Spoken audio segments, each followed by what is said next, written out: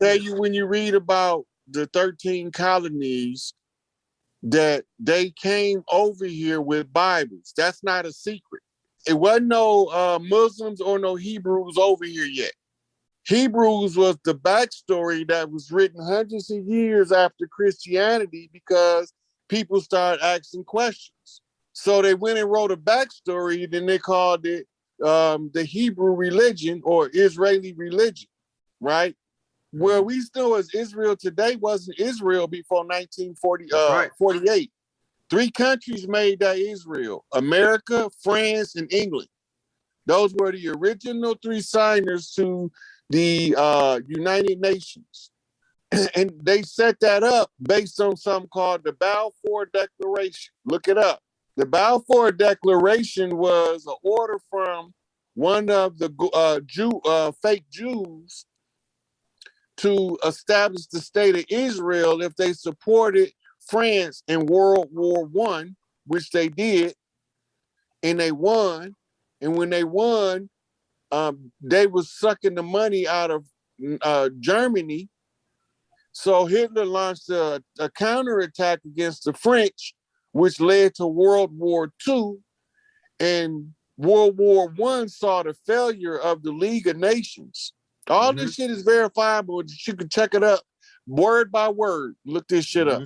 After the League of Nations failed, when World War II came, they vowed to establish another League of Nations, and they called it the United Nations. The first countries to sign on as a United Nations member was France, England, and the United States.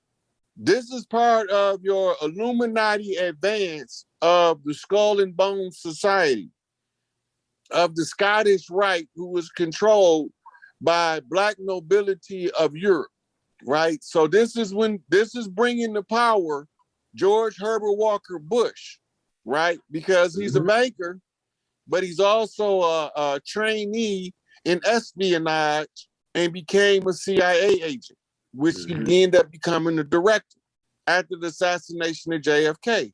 He promised Lyndon B. Johnson that he could make him president, and he in return wanted to be the director of Central Intelligence.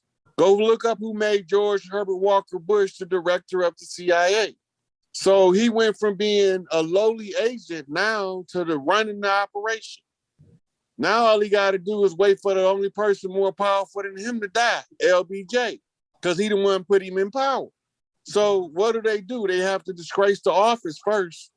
How do they do that? Watergate. Richard Milhouse Nixon.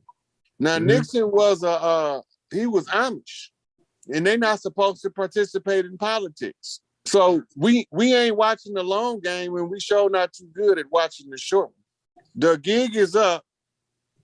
The corporation failed. Before they failed, they gave you the right to restore all of the land, the territories, right, back to the original people and the resources. If you don't know what the resources is, you don't understand the value of that statement. So you got to look up gross domestic product, gross national product. Look at how much oil the United States have on reserve from Texas and Oklahoma that they've been pumping. Alaskan pipeline oil, that shit not for sale. They can borrow against it, fiat, but they can't sell it because it don't belong to them. That's in the Uniform Commercial Code. In the Uniform Commercial Code, if you have another's property, you can use it to supply your living expenses, but when it's discovered, you have to return it. You think we discovered it? You think they returned it? Power sees nothing without a demand. And if you don't know, Juneteenth. If you don't know, you can't exercise your freedom.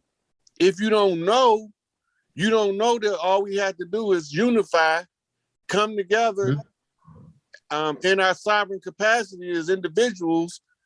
That forms the power structure. Awareness is the critical mass we're trying to reach. Awareness of specifically our people who's organic to this land that didn't come on no goddamn ships. We not Black, we not from Asia, and we not Moors. We organic to the land over here, the house of Tahuti. That's who this is over here. This is the house of Thoth, the great Thunderbird, Quetzalcoatl, however you want to call it. And if you don't understand that, then you don't even know where you at. You don't even know what you into. Then you should not be saying much. See, they don't want to acknowledge that part because they would realize it's just a catch term. It's the same as they call a person from the Middle East a saying nigga, right? It's the same way. You a nigga in America, you a saying nigga in the Middle East, right? A nigga still a nigga. They calling you what they calling you. We didn't name ourselves Moors. Somebody else named us Moors. Remember, in the Indigenous Rights Act, it said you must self-identify. It even tell you when you research the word, who was calling who Moor and why they was calling them that. And they was calling the ones from Al-Maghrib, the Moors. The Etruscans, when they went into Europe, they came out as Moors, right? And they attacked on two fronts. They went into original conquest as Turks, Ottoman Empire, Byzantine kings, right? That's from the East. But when they got kicked out of Africa, they went and settled in Spain. And they got their strongholders in Switzerland now. That's why Switzerland is not in any war. You've seen the Rothschild document where he said for the last 200 years, they've been funding both sides of every war. If you funding both sides of it, you're gonna be in the country that's gonna be untouched by it, ain't you? And who was the last people that fought the Swiss? The French, right? So that's the French connection. You see, so when France won, they they sent all of their black nobility to Switzerland. Nobody ain't gonna look for nobody look like me and you in Switzerland, but they there, been there. Some of them is in Russia, some of them is in Ukraine. They all through there. Khazarian Mafia is what they call them now. When you trace the Khazars back, you're going to end up pre-Russian country called Prussia, spelled with a P. In Prussia, in the highlands of Prussia was called the Khazar. And that's the home of the Khazarians, which is the black nobility who use the pale faces to conceal their dirt. I know exactly who the fuck they is, who did what. I can't do nothing but tell y'all. It's up to y'all whether y'all spread the word, each one teach one, and we get to the understanding of this shit is over with when y'all say it's over with in large enough number. It's about us getting out there saying, hey, they gave us the reparations as organic people to the land, tied to the land. Once we do that, we get all of our price of gas gonna drop because we got so much motherfucking, they've been pumping for 45 years. Long as they've been pumping, probably longer since they've been pumping in the Middle East. Mexican-American War was about oil territory, about exploiting resources. It was about the gold rush, right? All that's the same land. They talking about illegal immigrants. The motherfuckers belong there.